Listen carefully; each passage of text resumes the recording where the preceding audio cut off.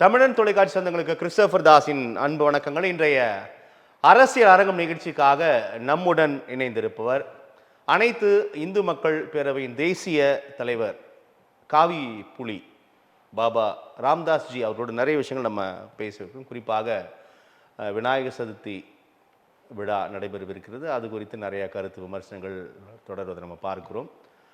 முன்னதாக தூய்மை பணியாளர்களோட போராட்டம், அது தொடர்பாக எழுந்திருக்கக்கூடிய நிறைய கருத்து விமர்சனங்கள், சமகால அரசியல் நிகழ்வுகள், 2-3 தினங்களுக்கு முன்னால் ஒன்றிய அமைச்சர் அமித்ஷாவின் வருகை, திராவிட முன்னேற்ற கழகம் அதிமுக குறித்தான அவருடைய விமர்சனங்கள், முன்னதாக தமிழக வெற்றி கழக விஜயின் பிரம்மாண்ட 2வது மாநாடு, அதில் அவர் பேசிய பேச்சு நிறைய கருத்துருவாக்கங்களை உருவாக்கி இருக்கிறது.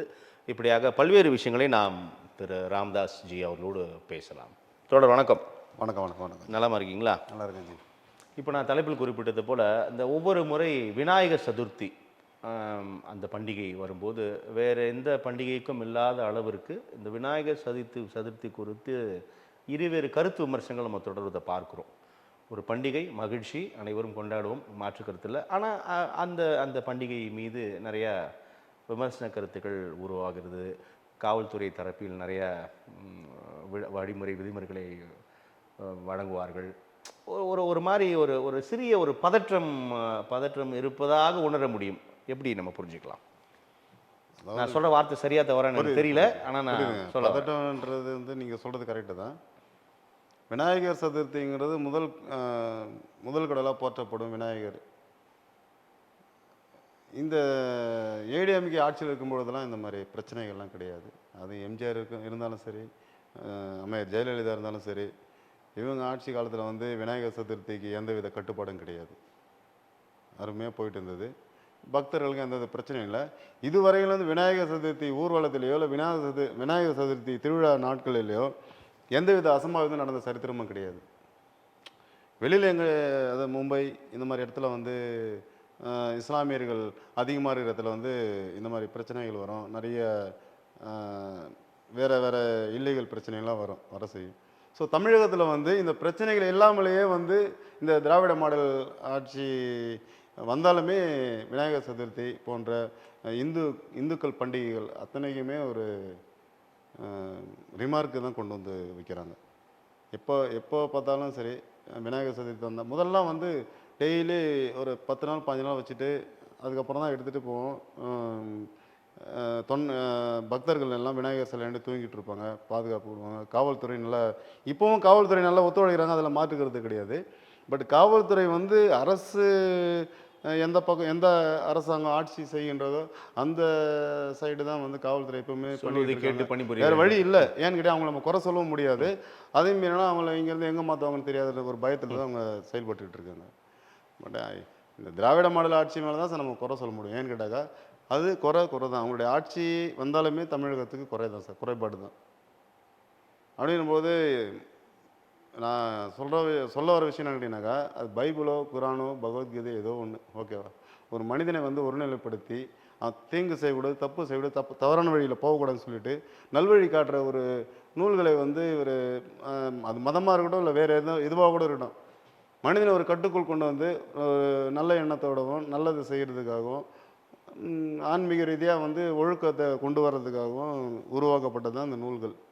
ஸோ இதை குறை கொண்டு ஒழுக்கம் இல்லாமல் ஈவேராம போல் வளர்த்த புண்ணியை வச்சுக்கோ, ஸோ இந்த மாதிரி ஒரு மக்களுக்கு ஒரு தவறான எண்ணங்களை தூண்டுறது தான் திராவிட மாடல் ஆட்சி. ஆனால் இப்போ இந்த விநாயகர் சதுர்த்தி நம்ம குறித்து பேசும்போது திரு ராம்தாஸ், அதாவது நம்ம இஸ்லாமிய வசிக்கக்கூடிய அந்த பகுதிகளில் செல்லக்கூடிய ஊர்வலங்களின் போது அவங்களுக்கு எதிரான சில முழக்க கோஷங்கள் அப்படிலாம் கூட நடைபெற்று இருக்கு இல்லையா?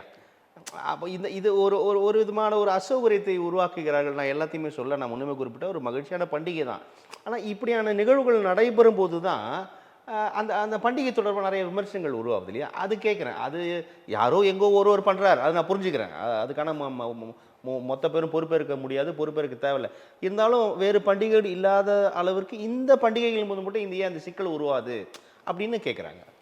அது சிக்கல் உருவாதுங்கிறதுல என்னுடைய மண்ணில் நாங்கள் தமிழன் கொண்டு வந்த மதத்தை நாங்கள் கொண்டாடுறது ஏன் உங்களுக்கு சிக்கலாக இல்ல, இருக்குது? கொண்டாடுறது யாருமே இஸ்லாமியர்கள் நான் ஏன் பயப்படணும், கிறிஸ்தவர்கள் நான் ஏன் பயப்படணும்னு இல்ல, கேட்குறேன் நம்ம நான். கொண்டாடுவது யாருமே வேணாம்னு சொல்லலை. நான் அதை கொண்டாடுவது யாருமே எல்லாமே கொண்டாடலாம், அதில் யாருக்குமே மாற்றுக்கிறது இல்லை. ஆனால் இப்படியான சில அசௌகரியமான சம்பவங்கள் நடைபெறுது இல்லையா, அதை நான் கேட்குறேன்.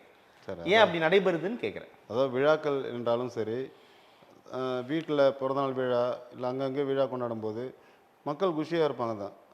அவங்க குஷியாக இருக்கிறத வந்து, அதாவது ஆவாதம் பொன்னாடி கைப்படாத குற்றம் கால் படாத குற்றம்னு சொல்லுவாங்க இல்லையா, அது போல் வந்து உனக்கு பிடிக்கலன்னா அதை தப்பாக விமர்சிக்கலாம்.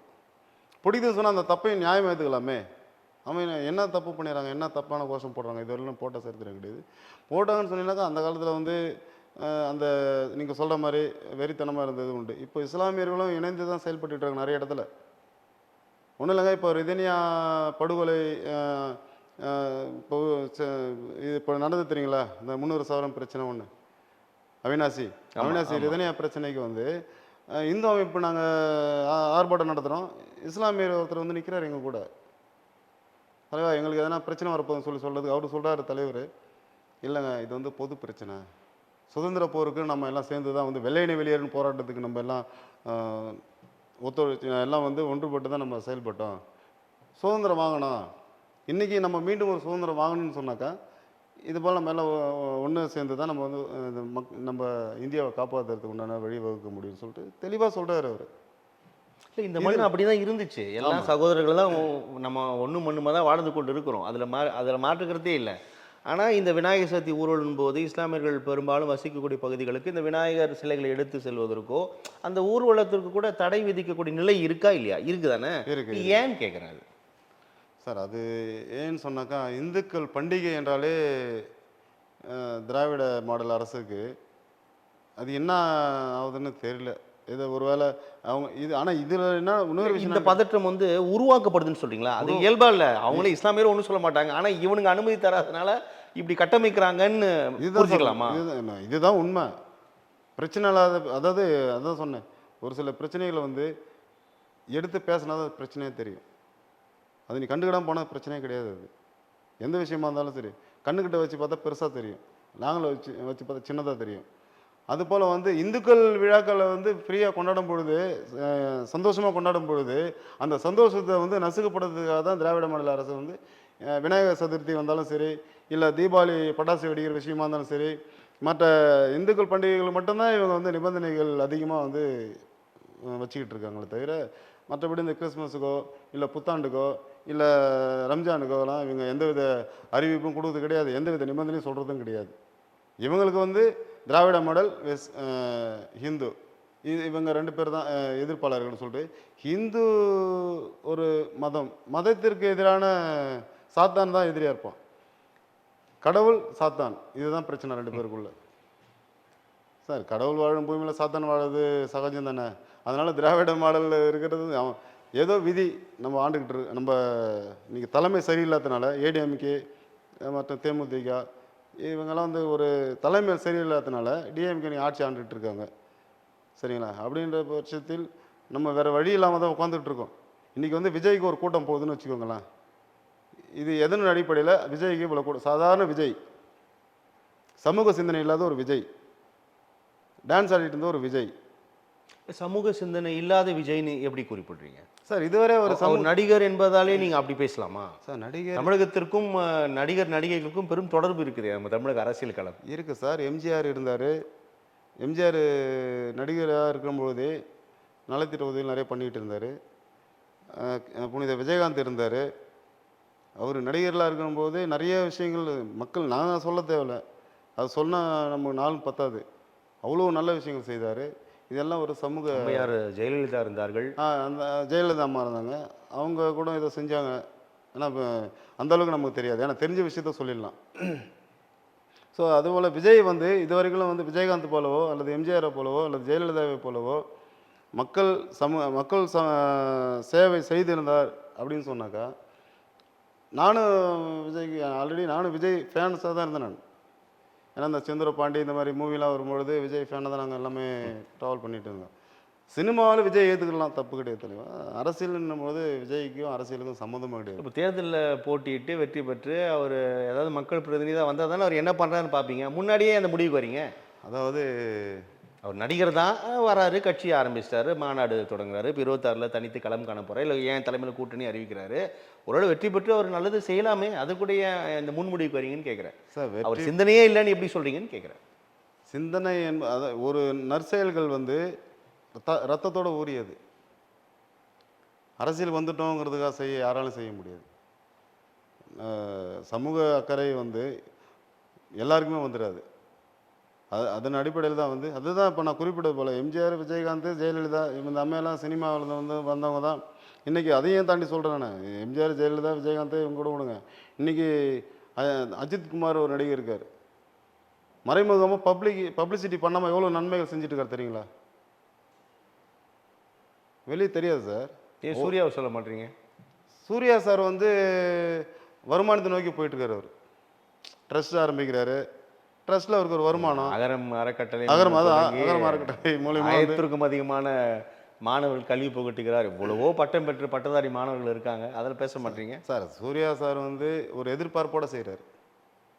சூர்யா வந்து இப்போது நலத்திருவதில் லாரன்ஸ் சார் இருந்தாலும் சரி, சூர்யா சார் இருந்தாலும் சரி, ஒரு எதிர்பார்ப்போடு போயிட்டுருக்காங்க.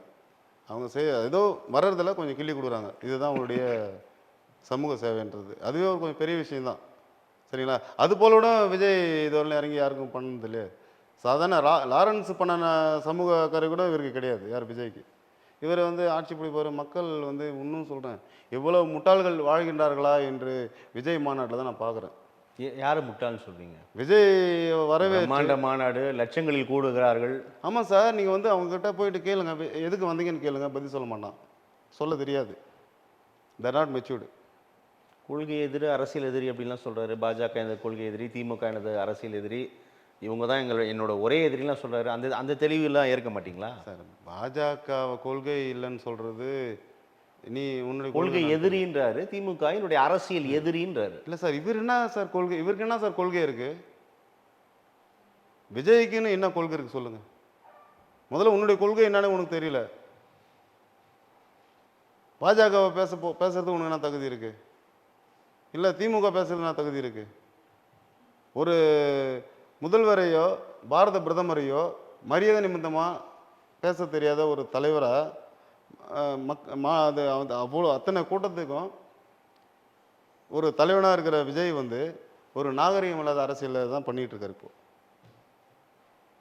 ஏன்னா அவருடைய தொண்டர்கள் இன்னும் வந்து விஜயகாந்த் சார் கட்சி ஆரம்பிக்கும் பொழுது அவருடைய தொண்டர்கள் வந்து மதிக்கப்பட்ட மக்களால், பொதுமக்கள் 1 லட்சம் பேர் கூடுகிறார்களே சார். 1 லட்சம் பேர் கூடுகிறார்கள் சார். காமராஜர் சொன்ன போல தான் சார். அன்னைக்கு வைகோ கட்சி ஆரம்பித்தார், ஒரு கூட்டம் போனாங்க. அதன் பிறகு ஒருத்தர் ஆரம்பித்தார், அவருக்கு பின்னாடி கூட்டம் போனாங்க. அப்புறம் சீமான் அண்ணன் வந்தார். சீமான் வரானாக்கா சீமான் வந்து ஒரு அளவுக்கு ஈழ மக்கள், அவர் 30 லட்சம் வாக்குகளே வாங்கியிருக்கிறாரு. இல்லை அவர் வந்து பெரிய விஷயம் சார். சீமான்லாம் வந்து வரவேற்கக்கூடிய ஒரு விஷயம் தான். ஏன்னு கேட்டிங்கனாக்கா, இவர் டான்ஸ் ஆடிட்டு இன்னொருத்தவங்க ப்ரொடியூசரு, இன்னொருத்தவங்க டைரக்டரு ஏதோ பேசிட்டு வாங்கி வாழ்ந்துட்டு இருக்கிறது தான் விஜய். சீமான் அப்படி கிடையாது. தானாக சேர்ந்த கூட்டம் அப்படின்னு சொல்லுவாங்க தெரியும். அன்பாக சேர்ந்த கூட்டம். ரஜினிகாந்த் சொல்லுவார் இந்த பாஷா படத்தில். அது போல் ஒரு நல்ல கூட்டத்தை, விசுவாசமான கூட்டத்தை வச்சுருக்கார் சீமான். ஏன்னு கேட்டிங்கனாக்கா, சீமான் பின்னாடி ஒவ்வொருத்தவனும் உண்மையிலே தமிழ் உணர்வு உள்ளவனாக தான் இருப்பான். தேசிய தலைவருடைய பிரபாகரன் அவர்களுடைய பற்றாளனாக இருப்பான். ஏன்னா அந்த அளவுக்கு உருவாக்கி வச்சுருக்காரு. சீமான் போயிட்டு விஜய் நம்ம கம்பேர் பண்ண முடியாது. சீமான் வந்து ஒரு கொள்கைவாதி. இதில் வந்து விஜய் யாருன்னு தெரியல. ஈவேரா போடுவார், ஆன்மீக ரசிகர்கள் வந்து வாக்கு செலுத்த மாட்டாங்க. ரசிகர்கள் அவங்க படம் பார்ப்பாங்க, விசிலடிப்பாங்க, ஆனால் வாக்கு செலுத்த மாட்டாங்க அப்படின்னு சொல்கிறாங்க இல்லையா? இப்போ 1 லட்சம் பேர் கூடினார்கள் அந்த மாநாட்டில் நம்ம பார்க்குறோம். எல்லாமே முதல் முறை வாக்காளர்களாக தான் தெரிகிறார்கள். அப்போ இந்த முதல் முறை வாக்காளர்கள் 18 வயதுக்கு மேற்பட்டவர்கள் எல்லாமே அங்கு அந்த மாநாட்டில் கலந்து கொண்டவர்கள் அவருக்கு வாக்கு செலுத்தினாலே பெரிய வாக்கை அவர் பெற்று விடுவார். அதாவது சார், விஜய் அப்படிலாம் யோசிக்க வேணாம். இல்லை அது அந்த யோசனைன்றது நீங்கள் சொல்கிறது சாத்தியம்னாக்கா கேப்டன் சிஎம் ஆயிருந்திருப்பார். ஏன்னா அவர் காட்டாத கூட எதிர்க்கட்சி தலைவர் ஆனாரு. அது அவர் காட்டாத ஒரு கூட்டத்தை அவர் காட்டிடல. இல்ல அது எதிர்க்கட்சி தலைவர் ஆனாரு. ஆமாம் சார், எதிர்க்கட்சி தலைவரான தனியாக நின்று ஒரு வாக்கு சதவீதம் காமிச்சார், அதில் மாற்றுக்கிறது கிடையாது. அதன் பிறகு ஏடிஎம்கே அலைன்ஸு இப்படி இருக்கும்போது தான் எதிர்க்கட்சியாக அவர் தோல்விக்கு நிறைய காரணங்கள் இருக்குல்ல. அரசியல் ரீதியா அவருடைய கோபம் உள்ளிட்ட நிறைய விஷயங்கள் சொல்லுவாங்க. அவருடைய அதாவது அரசியல் வெடிச்சுக்கு பின்னாடி நிறைய இருக்கு இல்லையா? சினிமாவிலையும் நடிக்க தெரியாத மனிதர், அரசியலில் நடிக்க தெரியாத மனிதர். நடிக்க தெரியாதவங்க எங்கேயுமே நிற்க முடியாது. அதுக்கு எடுத்துக்காட்டு மறைந்த கேப்டன் அவர்கள் தான். சினிமாவில் மட்டுமே நடிக்க தெரிந்த நபர். ஆமா. அப்படி சொல்லுங்க. சினிமாவில் நடிக்க தெரியாதுட்டீங்க. சினிமாவில் கூட வாழ்வார் கேரக்டர் வாழ்வார். நடிப்புன்றது கமலஹாசன் நடிக்கிறது நடிப்பு, சிவாஜி கணேசன் நடிக்கிறது நடிப்பு. ஓகே. இப்போ ரஜினி சார், கார்த்திக் சார், விஜயகாந்த் சார்லாம் கேரக்டர் வாழ்வாங்க அப்படி. ஸோ அங்கேயுமே நடிக்க தெரியல, தரையில் நடிக்க தெரியல, திரையில் நடிக்க தெரியல தான் விஷயம் இருக்கு. அதனால தான் அவரை வந்து ஒரு வெகுலியாக பார்த்துட்டு அவரை மக்கள் பயன்படுத்தி விரும்பல. இப்போ அழுதுகிட்டு இருக்காங்க. எனது தலைமையில் தான் கூட்டணி, அவருடைய நிர்வாக குழு விஜய் தான் முதலமைச்சர் அப்படின்னு உறுதி இருக்கிறாங்க.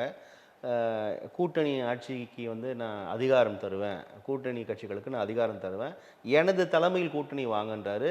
அந்த ஒரு அறிவிப்பு, அந்த முழக்கத்தை தேமுதிக தற்போதைய பொதுச் செயலாளர் திருமதி பிரேமலதா விஜயகாந்த் வரவேற்கிறார். எப்படி பார்க்கலாம்?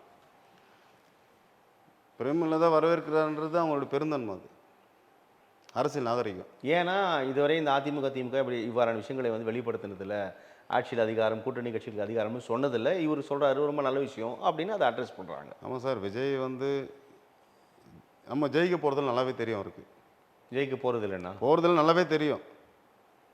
சொந்த பணத்தில் கட்சி ஆரம்பித்தவங்கள பரவாயில்ல. தேமுதிக வந்து சொந்த வீடு கட்டி உள்ளே போகிறாங்க. எங்கேயோ வெளியிலேருந்து பணம் வருது, ரசிகர் மன்றத்துலேருந்து வாங்குகிறோம், வாங்கி அவருடைய வேலையை அவர் பண்ணிகிட்ருக்காரு. அவர் 1000 சொல்லிட்டு போகலாம் சார். இதை வந்து விஜயோட வருகை மீது ரொம்ப கோபம் தெரியுது. ஏன் அப்படி பார்க்குறீங்க? கோபம் மீன் மக்களை வந்து முட்டாளாக்கக்கூடாது. இத்தனை மக்கள் வந்து ஆடின பாடின ஓகே, விசில் அடித்தான், கட் அவுட்டு பால் ஊற்றினா, பேனர் வச்சான் ஓகே, ஓகேங்களா? 150 கோடி சம்பாதிச்சு 150 கோடி மக்களுக்கு என்ன செஞ்சிருக்கியா நீ? 150 கோடி வருமானத்தை விட்டு நீ மக்கள் பணியாற்ற வரேன்னு சொன்ன நீ 150 கோடி வாங்கி என்ன பண்ண? மக்களுக்கு என்ன செஞ்சுருக்கிறது? இல்லை உங்களுக்கு என்ன தெரியுமா? கேள்விப்பட்டிருக்கீங்களா? தெரியாது.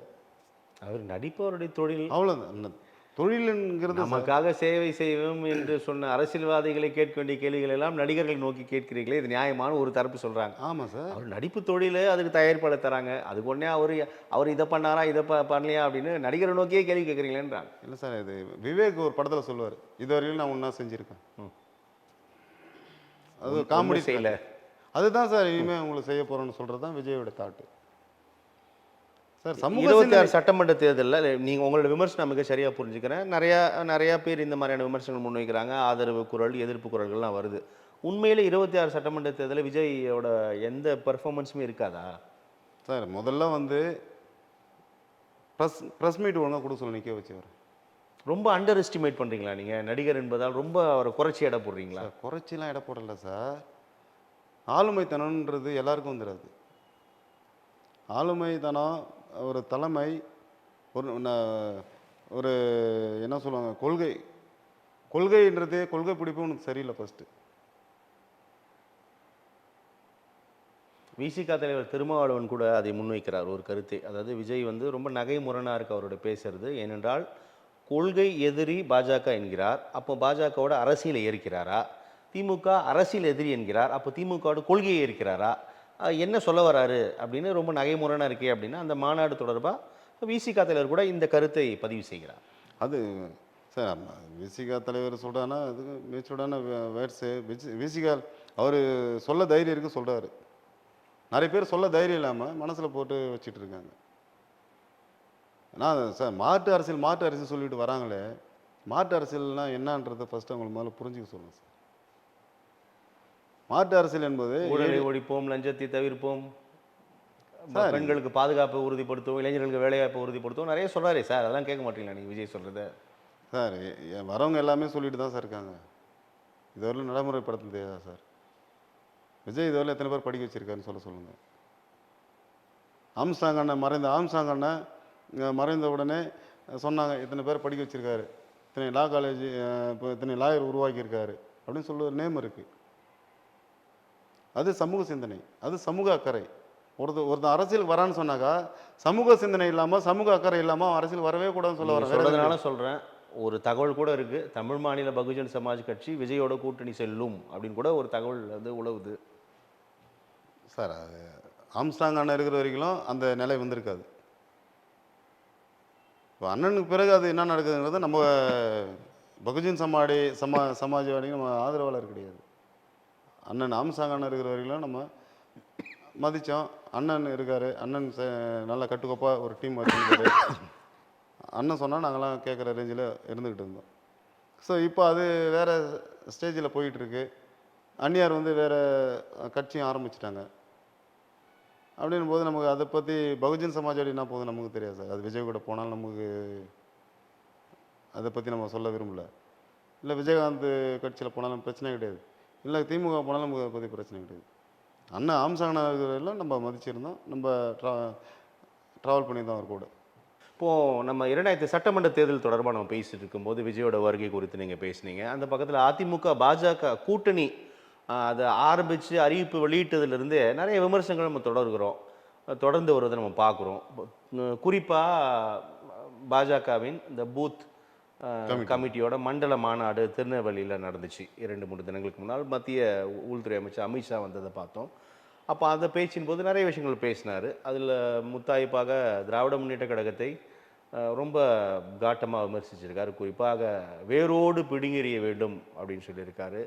சோனியா காந்தி அவர்களுக்கு ராகுல் காந்தியை பிரதமர் ஆக்குவதும் உதயநிதியை முதலமைச்சர் ஆக்குவதுமே தான் ஸ்டாலினுக்கு இவர்கள் இருவருக்குமான திட்டம் அப்படின்னு சொல்லியிருக்காரு. நிறைய டாஸ்மாக் ஊழல், மணலில் ஊழல், வேலைவாய்ப்பில் ஊழல், போக்குவரத்து துறையில் ஊழல், பெரிய ஊழல் பட்டியலாம் கூட வாசிச்சிருக்காரு. ஆனால் இதுவரை இல்லாத நிகழ்வாக திமுகவை வேரோடு பிடுங்கெறிய வேண்டும் அப்படின்ற ஒரு வார்த்தையை முன்வைத்து விமர்சிச்சிருக்காரு, கருத்துரை வச்சிருக்காரு அமித்ஷா. எப்படி பார்க்கலாம்? ஏன் இவ்வளவு கோபமாக இருக்கிறது பாஜக? பாஜக கோபப்படுறது வரவிருக்கக்கூடிய விஷயந்தான். நீங்கள் அண்ணாமலை ஐயாவிலேருந்து பல பேர் வந்து திமுகவுடைய ஊழல்லேருந்து அவங்க செய்கிற தவறுகள் எல்லாத்தையுமே அவங்க சொல்லிட்டு தான் இருக்காங்க. ஆனால் இதுவரைக்கும் நடவடிக்கை எடுத்த பாடு கிடையாது. இது இனிமேல் அமித்ஷா வந்து சொல்லிட்டு போகிறாரு, சொல்லிட்டு போயிட்டு திமுக வேரோட திமுக வேரோட பிடிங்கினால் நல்லது. வரவேற்கக்கூடிய விஷயம். அமித்ஷாவுடைய அந்த பேச்சுக்கு அனைத்து இந்து மக்கள் பேரவை அமோக வரவேற்பு கொடுக்குறோம், அதில் மாற்றுக்கிறது கிடையாது. ஆனால் குற்றவாளிகள் தெரிஞ்சும் குற்றவாளிகளை வந்து இன்னும் நடவடிக்கை எடுக்காமல் இருக்கிறது அனைத்து இந்து மக்கள் பேரவை சார்பாக வன்மையை கண்டிக்கிறோம், பாஜகவே கண்டிக்கிறோம். ஏன்னா குற்றங்களை நீங்களே சொல்கிறீங்க. ஆமாம், நீங்கள் சொன்னதோடு பார்க்கும் பொழுது இதற்கு முன்னதாக அமித்ஷா தமிழகம் வருகையின் போது கூட 39,000 கோடி ரூபாய் டாஸ்மாகில் ஊழல் அப்படின்னு கூட அவரே இந்த மேடையில் பேசினார் ஒரு பொதுக்கூட்டத்தில், தமிழகத்தில் நடைபெற்ற பொதுக்கூட்டம். அப்போ இந்த மாதிரி விமர்சனம் முன்வைக்கப்படுது. அதனால தான் அமித்ஷா வந்து போகிற போக்கில் பேசுகிறாரு. ஒரு உள்துறை அமைச்சர் இவ்வளோ ஒரு சார்ஜ் வைக்கிறாரு, அப்போ நடவடிக்கை எடுக்க வேண்டும் அல்லவா? நடவடிக்கை எடுக்காமல் ஏன் இப்படி வந்து விமர்சனம் மட்டுமே பண்ணி கடந்து போகிறீங்க அப்படின்ற ஒரு வாதம் முன்வைக்கப்படுது. அதுதான் நான் சொல்கிறேன். விமர்சனங்களை யார் வேணாலும் பேசிட்டு போயிடலாம், தப்பு இல்லை. இன்றைக்கி விஜய் கூட ஏதோ பேசிட்டு போனாரு, சரிங்களா? பேசுறது முக்கியம் கிடையாது. அதிகாரம் இருக்குது, பவர் இருக்குது, உங்களால் எல்லாம் செய்ய முடியும். ஏன் செய்யாமல் இருக்கீங்க? ஏன் செய்யாமல் இருக்காங்க? என்னோடய கேள்வி அதான் சார்.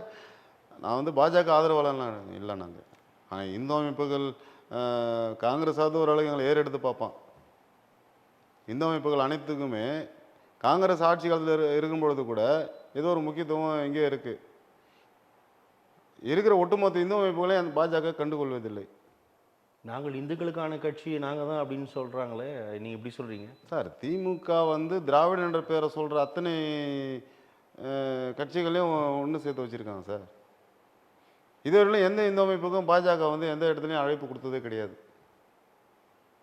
அதில் மனவேதனை அளிக்குது எனக்கு. அதனால் வந்து பாஜக விரோதியும் கிடையாது, பாஜக ஆதரவாளனும் கிடையாது. இந்துத்துவ கட்சி என்பதை விட, இந்துத்துவ ஆதரவு என்பதை விட தேசத்திற்கு தேவையான ஒரு பாஜக கட்சி. நிறைய அமைப்பு இயக்கங்களை ஒன்றிணைத்து செயல்பட்டு கொண்டு இருக்கிறது, இந்து அமைப்புகளை இந்துத்துவாவை முன்வைக்கிறது அப்படின்னு தான் பாஜக மேலே குற்றச்சாட்டு. ஆனால் நீங்கள் வந்து இந்து அமைப்புகளை வந்து ஒருங்கிணைக்கிறது இல்லை அப்படின்னு ஒன்று சொல்கிறீங்களா? அது ஏற்புடையதா? கண்டிப்பாக வர்றது. நாங்கள் இயங்கிக்கிட்டு இருக்கோம். அழைப்பு கொடுப்பாங்களா? இதுவரையிலும் எந்த இந்து அமைப்பும் அவங்க அழைப்பு கொடுத்ததும் கிடையாது. இப்போ எலெக்ஷன் எம்பி எலெக்ஷன் வருது, எம்எல்ஏ எலெக்ஷன் வருது. இந்துக்கள் வாக்குகள் செதறாமல் வரணும் அப்படின்னு சொன்னாக்கா ஒட்டுமொத்த இந்து அமைப்புகள் எல்லாரையும் ஒருங்கிணைச்சு தேர்தல் களம் கண்டால் பாஜக வந்து திமுகவா பாஜகவோட ரேஞ்சுக்கு வந்த இந்த டைம் கண்டிப்பாக வரும். ஏடிஎம்கே வந்து இப்போ தலைமை சரியில்லாமல் ஏதோ தடுமாறிட்டு இருக்கு. ஏடிஎம்கே நம்ம லிஸ்ட்டில் வைக்க முடியாது. இன்றைக்கி இருக்கிற பொசிஷனில் வந்து தலைமை சரியில்லாமல் தடுமாறுதுன்னு சொல்கிறீங்க. அவர் தலைமையேற்று ரொம்ப காலம் ஆயிடுச்சேங்க. இன்னும் இப்போ தலைமை தடுமாற்றம்ன்ற ஒரு கருத்தை முன்வைக்கிறீங்க. தலைமை தடுமாற்றன்றதுல வந்து மாற்று கருத்து கிடையாது சார். இன்றைக்கி ஏடிஎம்கே ஸ்ட்ராங்காக இருக்கணும்னு சொன்னாக்கா இன்னும் அவங்க டீம் எல்லாம் ஒன்றா சேர்ந்தால் தான் ஸ்ட்ராங்குன்னு சொல்ல முடியும். ஒன்றுபட்ட அதிமுக ஒன்றுபட்டால் தான் கண்டிப்பாக வந்து பிரிந்து சென்றவர்களை ஒன்றிணைக்க வேண்டும் கம்பல்சரி சேர்ந்தால் தான் திமுக வெல்ல முடியும். ஓபிஎஸ் டிடிலாம் சொல்கிறீங்க. எடப்பாடியாரெலாம் தனியாக நின்று கம்பல்சரி திமுகவை எதிர்பார்ன்றது வாய்ப்பே இல்லை என்பது உறுதியாக இருக்கார் எடப்பாடி. உறுதியாக இருக்காருங்கிறது தான் சொல்கிறேனே. அவர் எதன் அடிப்படையில் சொல்கிறாருன்னே தெரியல. ஒருவேளை பாஜக கூட்டணி ஸ்ட்ராங்காக இருக்கிறதுனால சொல்கிறாரா, இல்லை வேற என்ன விஜய் கூட்டணி சேர்த்துக்கலாமான்னு சொல்கிறாரான்றது தான் தெரியல. கடந்த முறை கிராமந்தோறும் போனீங்கன்னாக்கா பாஜக ஒன்றுபட்ட அதிமுகவை தான் வலியுறுத்துது. டிடிவி, ஓபிஎஸ், அம்மையார் சசிகலா எல்லாத்தையும் ஒன்றிணைக்கிறதுல உறுதியாக இருக்கிறாங்க பாஜகன்னு சொன்னாங்க. ஆனால் அது வந்து இந்த கூட்டணி தேர்தல் அறிவிப்பின் போது எடப்பாடி பழனிசாமி, அமித்ஷா ஒரே மேடையில் அமர்ந்து அறிவித்தார்கள் அல்லவா, அன்றைய தினமே அந்த பேச்சே இல்லை. அதற்கு அடுத்ததால் தான் ஓபிஎஸ் வந்து பிரதமரை சந்திக்க நேரம் கேட்டு அவர் வந்து பெரிய வருத்தத்திற்குள்ளாகி அவரும் வந்து அந்த தேசிய ஜனநாயக கூட்டணியிலிருந்து வெளியே வந்ததை நம்ம பார்த்தோம். அதன் தொடர்ந்து கூட எடப்பாடி பழனிசாமி வாய்ப்பே இல்லை அப்படின்ற ஒரு நிலையோடு தான் இருக்கிறத நம்ம பார்க்கணும் இல்லையா. பாஜகவும் பெருசாக இவங்களை ஒருங்கிணைக்கிற அந்த எண்ணத்தை கைவிட்டு விட்டதாக தானே தெரியுது சார். அதாவது பாஜக வந்து திமுக ஏடிஎம்கே மேலே அக்கறை கொள்ளணும் அவசியம் கிடையாது. ஏன்னு கேட்டீங்கன்னாக்கா வெற்றி பெற்றாக வேண்டும் அல்லவா, ஆட்சியை பிடிக்க வேண்டும் என்பது தானே கூட்டணி சேருவது, வெற்றி பெற வேண்டும் என்பதற்காக. பாஜக நிற்கிறதுல தோற்க வேண்டும் என்பதற்காக அல்லவே சார். பாஜக நிற்கிறதுல வெற்றி பெறும் சார், அது மாற்றுக்கிறது கிடையாது. ஆட்சியை பிடிக்க வேண்டும் அல்லவா. ஏடிஎம்கே ஆட்சியை பிடிக்க வேண்டும்னா எடப்பாடியார் தான் இறங்கி போகணும். இவர் வந்து இன்னைக்கு சொல்கிறேன் நான், இவர் செயல்பாடுகள் அனைத்துமே திமுகவுக்கு ஆதரவான செயல்பாடாக தான் இருக்குது. அதிமுகவோட செயல்பாடு, இபிஎஸோட செயல்பாடு திமுக ஆதரவான செயல்பாடு தான் இருக்குது. ஏன் அப்படி சொல்றீங்க? இன்னைக்கு ஒரு கூட்டணி எல்லாரையும் ஒருங்கிணைச்சு சேர்த்து எல்லாம் ஒன்றா இருந்தவங்க தானே. ஒரே கட்சியில் எம்ஜிஆர் கூட ட்ராவல் பண்ணுவாங்க, ஜெயலலிதா அம்மையார் கூட ட்ராவல் பண்ணுவாங்க. எல்லாம் ஒன்று சேர்ந்தல் என்ன குறைஞ்சி போட போகிறேன்னு கேட்குறேன் நான்.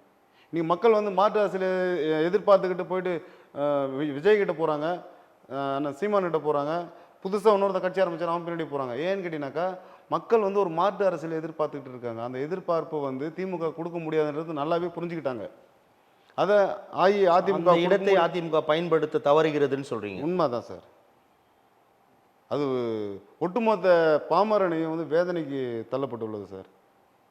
அதிமுக வந்து எல்லாரையும் ஒருங்கிணைச்சு ஒன்று சேர்த்து களம் கண்டால் 100% ஏடிஎம்கே வந்து கம்பல்சரி ஆட்சி அமைக்கணுன்றது எந்த மாற்று கருத்தும் கிடையாது.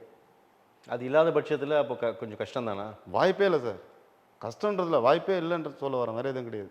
ஏன்னா இதை வந்து அண்ணன் எடப்பாடியார் வந்து உணரணும். உணர்ந்தால் மட்டுமே கூட்டணிக்கு எல்லாரையும் ஒருங்கிணைக்கிறதுக்கு முன் வருவார். அம்மையார் ஜெயலலிதா அவர்கள் வந்து ஒப்படைச்சிட்டு போன அந்த இரட்டை இலையை காப்பாற்றுறதுக்கும் ஏடிஎம்கே காப்பாற்றுறதுக்கும் எடப்பாடியார் வந்து முன் வராருனாக்கா இந்த எல்லாரையும் ஒருங்கிணைச்சு ஒன்று சேர்த்தா மட்டும்தான் ஜெயிக்க முடியும் ஏடிஎம்கே. எடப்பாடியார்ன்றது தனி செல்வாக்கு எங்குமே கிடையாது. அது அதிமுக பாஜக தலைமைகள் வந்து உணராமல் இருக்கா? இப்போ நீங்கள் சொல்கிற விஷயத்த அவர்களுக்கு தெரியாதா? நம்ம ஒன்றிணைந்தால் தானே வெற்றி பெற முடியும், இல்லைனா நம்ம தோல்வி ஆயிடுவோன்றது வந்து அது தெரியாதா?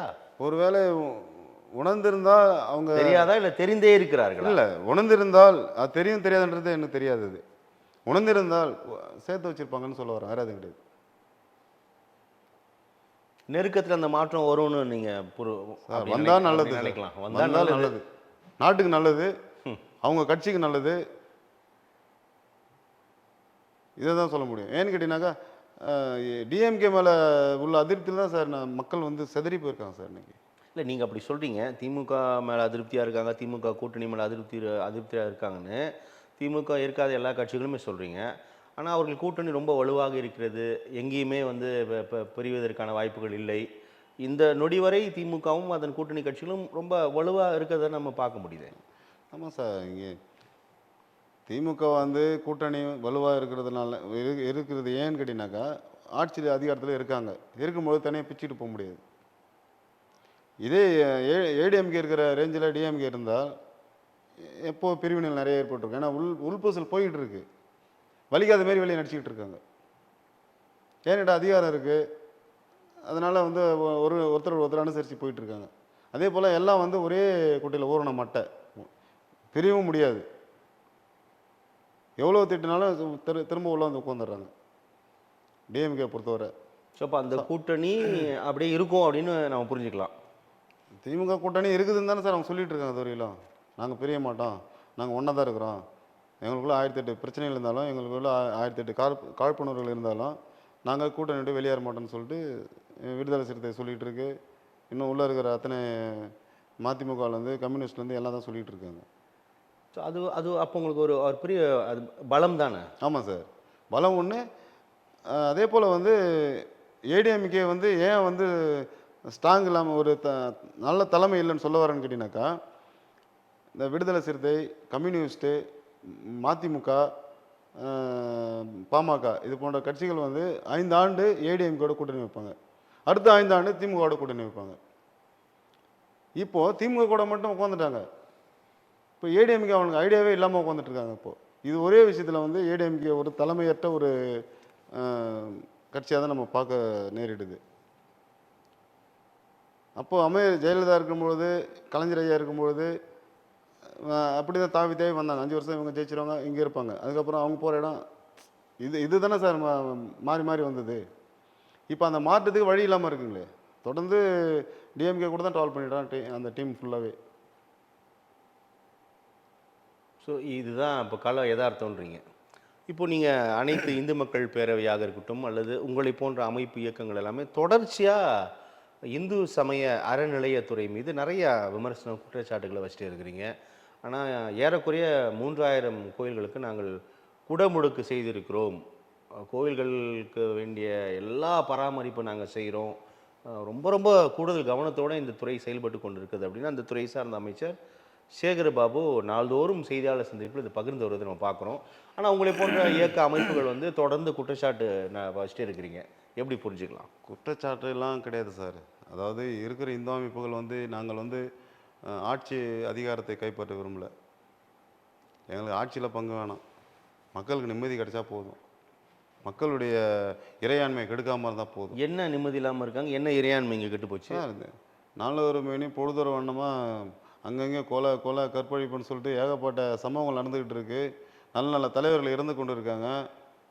இது போல் ஒரு கட்சி தலைவர்களுக்கே வந்து பாதுகாப்பு இல்லாமல் இருக்குது. அப்போ கட்சி தலைமைக்கே பாதுகாப்பு இல்லாமல் இருக்குதுன்னா மக்கள் எந்த அளவுக்கு பாதுகாப்பு இல்லாமல் இருப்பாங்கிறது போதாது அவங்களுக்கு.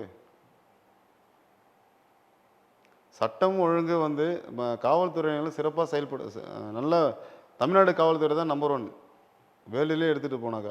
புத்திசாலிங்க தமிழகத்தில் தான் அதிகம் பேர் இருக்காங்க. அவங்கள வந்து தன்னுடைய சுயலாபத்துக்காக யூஸ் பண்ணிகிட்டு இருக்காங்களே தவிர மக்களுக்காக அவங்கள இதுவரையிலும் யாரும் பயன்படுத்துறது இல்லை.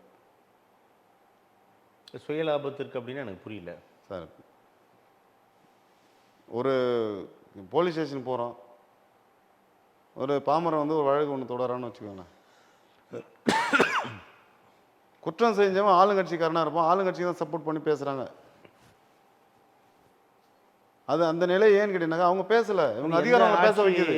இருந்தாலும் இது ஒரு பொதுவான விமர்சனம் தானே சார். ஏடிஎம்கே இருக்கும்போது எந்த விமர்சனம் கிடையாது சார். ஏடிஎம்கே பொறுத்தவரை கரை வெட்டி கட்டியிருந்தாலும் அங்கே நின்றுட்டு தான் பேசிகிட்டு இருப்போம். நான் பார்த்துட்டேன் சார். நான் பப்ளிக் மக்களோட மக்களை வாழ்ந்துகிட்டு இருக்கேன். நானும் பல ஸ்டேஷன் போயிட்டு ஒரு சில பிரச்சனைகளை கிளியர் பண்ணி தான் விட்டுட்டு இருக்கோம். அப்படி இருக்கும்போது இந்த டிஎம்கே போயிட்டு கால் மேல் கால் பண்ண உட்கார போல் ஏடிஎம்கேல ஒரு நபர் கூட அது மாதிரி உட்காந்து போலீஸை மிரட்டுறதோ இல்லை அவங்களை டைட் பண்ணுறதோ இந்த மாதிரி விஷயத்த ஏடிஎம்கே சைடு பண்ண மாட்டாங்க.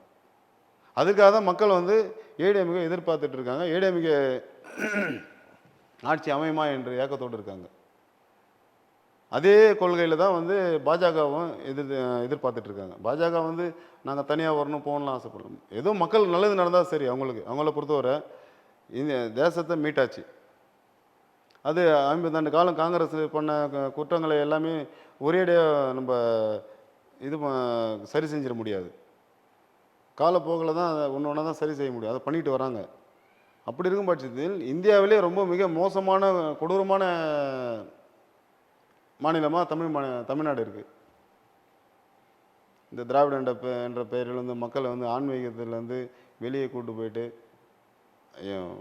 ஆன்மீகமே தப்பு, கடவுள் இப்படி இருக்காரு அப்படி இருக்காருன்னு சொல்லி கொடுக்குற இந்த திராவிட அரசியல்வாதிகள் வந்து மக்களை ஒழுங்காயிருன்னு இதெல்லாம் சொன்ன சரித்திரம் கிடையாது. அவங்க எவ்வளோ சொன்னாலும் சாமி கும்பிட்றவங்க சாமி கும்பிட்டு தான் இருக்கிறாங்க. தடுக்க முடியாது சார். இது காஞ்சிபுரம் அத்திவரதரில் கூடிய கூட்டத்தை பார்த்தோம். எல்லா கோவில்களிலும் கூட்டம் நிரம்பி வடிகிறது. எல்லா திருவிழாக்களும் அவங்கள விட்டுருங்க சார், கூட்டத்தை விடுங்க. என்ன பிரச்சனைன்னு கேட்குறேன். இவங்க குடும்பத்திலேருந்தே போகிறாங்க. அப்புறம் மக்கள் அதை உணர்றது கிடையாது. இல்லை அப்புறம் என்ன அப்போ அது சிக்கல் இல்லையே. இல்லை சார், மக்கள் அதை உணர்றது கிடையாது. சிக்கல் இல்லைன்றது நாங்கள் ஏன் வந்து இப்போ மறுபடியும் திராவிட ஆதரவாளர்கள் மேலே நாங்கள் எதிர்ப்பு தெரிவிக்கிறோம்னு கேட்டிங்கனாக்கா, அவங்கள பார்த்தாலும் நமக்கு பிடிக்க மாட்டேதுன்னு கேட்டிங்கனாக்கா, ஆன்மீகங்கிற ஒரு விஷயத்தினால தான் கடவுள் இருக்கார், கடவுள் தண்டிப்பார், கடவுள் வந்து நல்லது செஞ்சால் நல்லது நடக்கும், கெட்டது செஞ்சால் கெட்டது நடக்கும் அப்படிங்கிற ஒரு கோட்பாடோட மனிதர்கள் வாழணும். அப்போ தான் வந்து பல துரோகங்கள் அகற்றப்படும், பல பிரச்சனைகள் ஒழிக்கப்படும் சொல்கிறதுல ஒரு கான்ஃபிடென்ட் தான் போயிட்டுருக்காங்க. அதற்கிடையில் திராவிட என்ற பேரில் வந்து கடவுள் இப்படி இருக்கார், இவர் எந்த தப்பு பண்ணார், இந்த நூல்கள் சார். அதாவது பிராமணர்கள் வந்து எத்தனை சதவீதம்ன்றது நல்லாவே தெரியும். கடவுள் மறுப்பு கொள்கை என்பது மூட நம்பிக்கைகளுக்கு எதிரானது தான். நாங்கள் சாமி கடவுள் வேணான்னு சொல்ல, மூட நம்பிக்கைகள் தான் எதிர்க்கிறோம் அப்படின்றத நான் தொடர்ந்து சொல்கிறேன். நான் இது வரைக்கும் நீங்கள் அப்படி புரிஞ்சுக்கிறீங்க? இது வரையிலும் திராவிடர்கள் வந்து பிராமணர்கள்னு சொல்லிட்டு நேரடியாக வந்து சண்டை போட்டிருக்காங்களா, நேரடியாக எதனா கேள்வி கேட்டிருக்காங்களா? சுற்றி வளைச்சி ஒன்று முருகரை பிடிச்சிட, ஒன்று கந்த சஷ்டி கவசத்தை பிடிக்கிற, எதனா ஒரு கூட்டத்தை காசை கொடுத்து உருவாக்கி விட்டுற புதுசாக இந்து கடவுள்களை பற்றி ஏதாவது புறம் பேசு, ஏதாவது குறை சொல்லு அப்படின்னு சொல்லிட்டு இவெல்லாம் ஒரு கூட்டத்தை உருவாக்கி விட்டுறாங்க. இதை கேட்டாக்கா, இப்போ நீங்கள் கேட்ட கேள்வி தான் எங்கே கேட்டுட்ருக்காங்க எங்களை. கடவுள் வெறுப்பு அல்ல, புரியுதுங்களா? சரி, நாங்கள் செய்கிறோம், நாங்கள் செய்கிறது எல்லாமே என்ன, நீ மாலை போடுறதெல்லாம் என்ன எந்த கணக்கில் சேர்க்குறது? நாங்கள் கலைஞர் செத்தாரு, மாலை போட்டீங்க, காரியம் வச்சிங்க, நினைவு நாள் கொண்டாடுறீங்க, எல்லாமே பண்ணிட்டு தான் இருக்கீங்க. நீங்கள் எதில் விதி விலகா இருக்கீங்க, மக்களுக்கு யோக்கியம் சொல்ல போகிறீங்கன்னு கேட்குறேன் நான். திராவிட மாடல் அரசு தான் அப்படி சொல்லுது. இன்னமும் திமுக தன்னை திராவிட மாடல் அரசு அப்படின்னு தான் ஒவ்வொரு அதுதான் சார் சொல்கிறேன். முதலமைச்சர் பெருமிதம் சொல்கிறார். விஜய் சார் சொல்கிற மாதிரி தான் எல்லாத்தையும் பண்ணிவிடும், நாங்கள் வந்தால் ஆணை பூனை இடம், பூனை புளியாகிடும் சொல்கிறது எல்லாருமே சொல்லிகிட்டு இருக்கலாம் சார். பட் நடைமுறைக்கு இது வந்து சாத்தியம் இல்லாத விஷயம் சார். மாற்று அரசியல் கொண்டு வர அத்தனை பேர் நான் ஒரு கேள்வி கேட்குறேன். முதல்வர் மு க ஸ்டாலின் அவர்கள் வந்து சிறு வயதிலேருந்தே கலைஞருடைய ட்ராவல் பண்ணிகிட்ருக்காரு. அரசியலில் முழுசாக ஊறியவர். அவரே நீ தடுமாறிட்டு இருக்கார். என்ன தடுமாறுன்னு சொல்கிறீங்க? எல்லா விஷயத்துலையும் தடுமாறிட்டு இருக்கார். ஆனால் இன்றைக்கி புதுசாக வர வந்து நான் அதை பண்ணுறோம் இதை பண்ணுறோன்னு சொல்கிறத மக்கள் ஏற்றுக்கிறது அது எந்த அளவுக்கு சாத்தியம்ன்றது தெரியல. முழு உத்வேகத்தோடு உங்களுடன் ஸ்டாலின்ற திட்டம் அறிவிக்கிறாங்க, நடைமுறைப்படுத்திட்டு இருக்காங்க. நலம் காக்கும் ஸ்டாலின் அறிவிப்பு செயல்படுத்திட்டு இருக்காங்க. தாய் மாணவர் அப்படின்னு முத்தான 3 திட்டங்களை செயல்படுத்தி ரொம்ப உற்சாகமாக களத்தில் இருக்கிறத பார்க்குறோம். நீங்கள் இவ்வளோ அதிருப்தி தெரிவிக்கிறீங்களே சார்? அது எல்லாமே கண்துடை மாதிரி தான் சார் போயிட்டுருக்கு. மக்கள் இதுவரை வந்து இப்போ இடையில் கூட ஒரு பிரச்சனை ஒன்று வந்தது, லேண்டு பிரச்சனை. இது மாதிரி ஸ்டாலின் இது மாதிரி ஸ்கீம் கொண்டு வந்திருக்காரு, அங்கே கம்ப்ளைண்ட் கொடுத்துருக்கோம். கொடுத்து எத்தனை வருஷம் ஆகுது? அவங்க ஆட்சியில் உட்காந்து ஒரு வருஷத்துக்கு முன்னாடி கொடுத்தாங்க. இது வரைக்கும் அது போல் நடவடிக்கை எடுக்கலை. பப்ளிக்குடைய ஸ்பீச் இது. அது ஆகையினால எல்லாமே வந்து சார்மார் போட்டுறாங்க, செட்டு வச்சிடுறாங்க, கவுன்சிலர் வராரு, எம்எல்ஏ வராரு, எல்லாமே வராங்க, வந்து போகிறாங்க. அவங்க ஒருத்தர் வந்து மாஸ்க் கட்டிட்டு போகிறதோட சரி. கூட்டணி நடக்குது, எல்லாம் வாங்குறாங்க, மனுக்கள் வாங்க தான் செய்கிறாங்க, எல்லாத்தையும் ஃபில்லப் பண்ணுறாங்க. அது ஃபில்லப் பண்ணுறவனுக்கு சம்பளம் வருது, ஓகேங்களா? அந்த ஸ்கீம் எடுத்து வேலை செய்கிறவனுக்கு லாபம் வருது. மக்களுக்கு என்ன கிடைக்குது? அவன் அந்த டைம் ஸ்பெண்ட் பண்ணுறது, அவன் அரசாங்கம் ஏதாவது நல்லது செஞ்சிடாதா சொல்லிட்டு ஆசையோடு ஓடி வரானே, இந்த தாக்கங்கள் தான் சார் அவனுக்கு வீணாகுது. இவங்க கொண்டு வர நலத்திட்டங்கள் வந்து எதுவுமே வந்து இது வரைக்கும் சரி நடைமுறைக்கு அதிகமாக கொண்டு வந்தது கிடையாது. அப்படி கொண்டு வராங்கனாக்கா அதில் வந்து எம்எல்ஏவோ இல்லை கவுன்சிலரோ இல்லை அந்த வார்டு உறுப்பினர்களுக்கோ வருமானம் இருந்தால் மட்டும்தான் அந்த செயல் திட்டத்தை கண்டிப்பாக செஞ்சுக்கிறாங்க. வருமானம் இல்லாத வேலை எந்த வேலையும் செய்கிறதே கிடையாது. இந்த மகளிருக்கான இலவச பேருந்து, மகளிர் உரிமை தொகை அப்படிலாம் களத்தில் ஒரு பெரிய வரவேற்பு பெற்றிருக்குது. அதை பெற்றுக்கொண்டவர்கள் உறுதியாக திமுகவிற்கு தான் வாக்களிப்பார்கள், பெண்கள் வாக்குகள் மொத்தமாக எங்களுக்கு தான் கிடைக்கும் அப்படின்னு நம்பிக்கையை சொல்கிறாங்களே. நீங்கள் இடையில சமூக வலைத்தளங்கள் நிறைய பார்த்துருக்கலாம். அவ்வளோ திட்டுறாங்க திமுகவை. அதே மகளிர் தான் சார். என் மக்கள் வந்து இது இலவசத்தை கேட்கல, தரமான கல்வி, தரமான முதல்வர் வேணும். முதல்ல எங்களுக்கு தரமான முதல்வர் வேணும். ஓட்டுக்கு பணம் கொடுத்து ஓட்டு வாங்கிறாங்க. உட்காந்ததுக்கப்புறம் செலவு பண்ணதெல்லாம் நான் எடுக்கிறேன் ஓப்பனாக சொல்கிறானுங்க. சும்மா ஓட்டு போட்ட ஓப்பன் டாக். இது ஒரு எம்எல்ஏட ஓப்பன் டாக். நான் பேர் சொல்ல விரும்பலை. ஒரு சமூக பிரச்சனைக்காக போயிட்டு நின்று கேட்குறோம். அவனா சும்மா ஓட்டு போட்டாங்க, நான் எதில் சம்பாதிக்கிறது அப்படின்னு சொல்லிட்டு ஓப்பனாக சொல்கிறேன். திமுக எம்எல்ஏ தான். தேவைப்பட்டால் நான் பேர் கூட சொல்லுவேன், ஒன்றும் பிரச்சனை கிடையாது எனக்கு. ஏன்னா மக்களில் வந்து பணம் கூட தான் ஓட்டு வாங்கிட போகிறோம், பணம் கொடுத்து ஓட்டு வாங்கிட போகிற ஒரு மைண்டுக்கு கொண்டு வந்துட்டாங்க. இன்றைக்கி கூட சரி விஜய்க்கு எவ்வளோ கூட்டம் போகுதுன்னு சொல்கிறீங்க, அது ஓட்டாவாமான்னு நீங்கள் கேள்வி கேட்டீங்க. ஆவாதுன்றது இதுதான் ஒரு எடுத்துக்காட்டு. ஒரு கிராமத்தில் ஒரு 5 பேர் இருக்காங்க.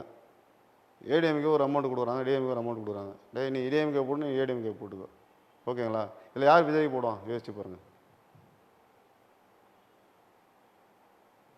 இப்போ இந்த வாக்காளர் பட்டியல் தீவிர திருத்த பணி தொடர்பாக வாக்கு திருட்டு அப்படின்னு தேர்தல் ஆணையத்தில் குற்றச்சாட்டு பார்த்தோம். இப்போ வந்து ஆட்சி திருட்டு அப்படின்னு எதிர்கட்சியோட மாநிலங்களவை எதிர்கட்சி தலைவர், அகில இந்திய காங்கிரஸ் தலைவர் கார்கே இந்த குற்றச்சாட்டை முன் வச்சிருக்காரு, மல்லிகார்ஜுன கார்கே. ஏன் அப்படின்னா இந்த பதவி பறிப்பு மசோதா, தீவிர குற்ற செயல்களில் ஈடுபடக்கூடிய பிரதமர்கள், முதல்வர்கள், அமைச்சர்களாக 30 நாள் சிறையில் இருந்தாலே 31வது நாள் அவருடைய பதவி இழந்துருவார்கள் அப்படின்னு அது தொடர்பான ஒரு மசோதா தாக்கல் செஞ்சுருக்காங்க. அது கடுமையாக எதிர்ப்பு வரதை நம்ம பார்க்குறோம். எப்படி நம்ம புரிஞ்சுக்கலாம், சுருக்கமாக சொல்லுங்கள். அதெல்லாம் வரவேற்கக்கூடிய விஷயம் சார். இப்போ அண்ணன் சீமான் கூட அந்த விஷயத்தை ஏன்னா சமூக சிந்தனையாளர்கள் இருக்கிற அத்தனை பேரும் அதை வரவேற்பாங்க சார். குற்றவாளிகள் எங்கேருந்து உருவாகிறனா ஒவ்வொரு அரசியல்வாதி பின்னாடி குற்றவாளிகள் அதிகம் பேர் இருக்கான். குற்றவாளிகள் உருவாகிறதே அரசியல்வாதிகள் தான் சார். தன் சுயலாபத்துக்காக கஞ்சி பசிக்கும் பட்டினிக்கும் சுற்றுறவங்களை கூட குற்றவாளி ஆகிறது அரசியல்வாதிகள் தான் சார் நீங்கள். ஆனால் இந்த சட்டம் கொண்டு வரதுனால வந்து நல்ல அரசியல்வாதிகள் கண்டிப்பாக கிடைக்க வாய்ப்பு இருக்குது. ஸோ இந்த பதவி பறிப்பு மசோதா நல்லது தான், நல்ல விஷயம், படணும் அப்படின்னு சொல்கிறீங்க. யாராக இருந்தாலும் சரி குற்றவாளியை தண்டிக்கப்படணுங்கிறதுக்கு அந்த மசோதாவை நாங்கள் வரவேற்கிறோம். நல்லது திரு ராமதாஸ், நம்ம தொடர்ந்து பேசலாம். உங்களுடைய இன்றைய வருகைக்கும் கருத்து பகிர்வுக்கும் மிக்க நன்றி. நன்றி.